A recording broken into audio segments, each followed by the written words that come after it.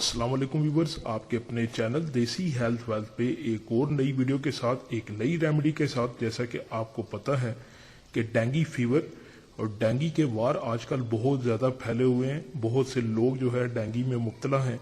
तो आज की रेमेडी उन्हीं के लिए है, 100% वर्क करने वाली, 100% ऑथेंटिक और नेचुरल रेमेडी है। इसकी गारंटी है। आज तक जिसने ये रेमेडी इस्तेमाल की है, बहुत से मरीजों को इससे अफाका हुआ है। अगर आपके इर्द गिर्द या आपके घर में भी कोई ऐसा मरीज है जिसको डेंगू की शिकायत है, उसके सिम्टम्स आपको नजर आ रहे हैं, तो आप ये रेमेडी इस्तेमाल कर सकते हैं। फौरी आराम मिलेगा।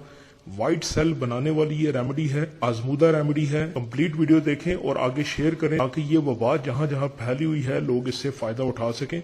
तो आपने करना ये है कि पपीते के पत्ते लेने हैं। पपीते के पत्ते ले लें, आपको बासानी मिल जाते हैं, थोड़ा सा आपको ढूंढना पड़ेगा, आपको मिल जाएंगे। पपीते के पत्तों को आपने पानी में डाल के उबाल लेना है, एक कैवा सा बना लेना है और ये पानी आपने मरीज को पिलाना है।